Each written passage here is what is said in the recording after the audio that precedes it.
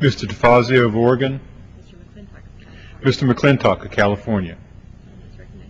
The gentleman is recognized for 5 minutes. Thank you, Mr. Speaker. I rise to take strong exception to the speech by the President of Mexico here in this chamber today. The Mexican government has made it very clear for many years that it holds American sovereignty in contempt, and President Calderon's behavior as a guest of the Congress today confirms and underscores this attitude. It is highly inappropriate for the President of Mexico to lecture Americans on American immigration law, just as it would be for Americans to lecture Mexico on its own laws.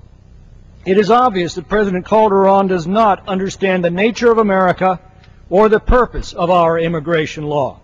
Unlike Mexico's immigration law, which is brutally exclusionary, the purpose of America's law is not to keep people out. It is to assure that as people come to the United States, they do so with the intention of becoming Americans and of raising their children as Americans. Unlike Mexico, our nation embraces legal immigration, and what makes that possible is assimilation.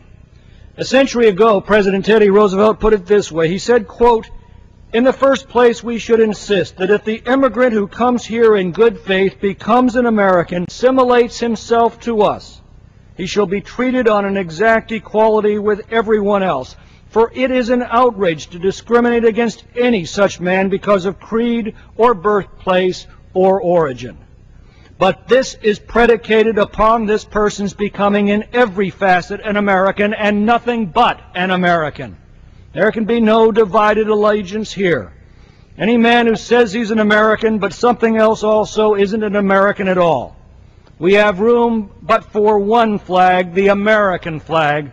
We have room for but one language here, and that is the English language. And we have room for but one sole loyalty, and that is a loyalty to the American people." End of quote. That's how we've created one great nation from all the nations of the world. The largest group of immigrants now comes from Mexico.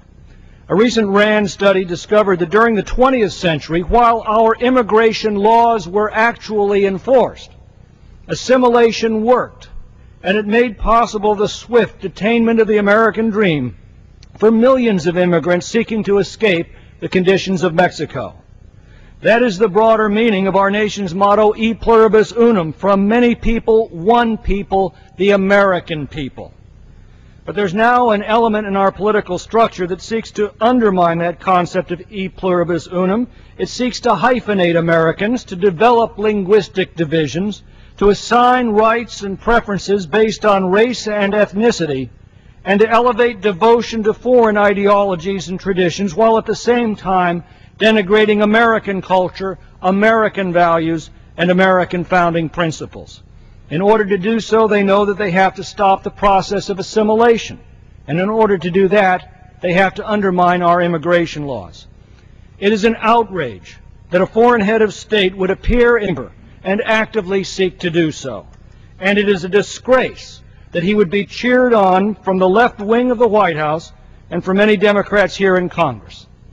Arizona has not adopted a new immigration law. All it has done is to enforce existing law that this president refuses to enforce.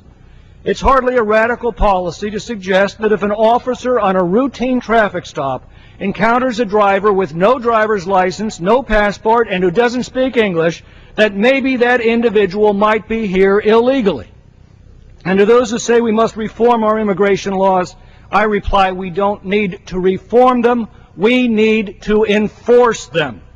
Just as every other government does, just as Mexico does. Above all, this is a debate of, by, and for the American people. If President Calderon wishes to participate in that debate, I invite him to obey our immigration laws, apply for citizenship, do what 600,000 legal immigrants to our nation are doing right now, learn our history and our customs, and become an American, and then he will have every right to participate in that debate. Until then, I would politely invite him to have the courtesy, while a guest of this Congress, to abide by the fundamental rules of diplomacy between civilized nations, not to meddle in each other's domestic debates. I yield back.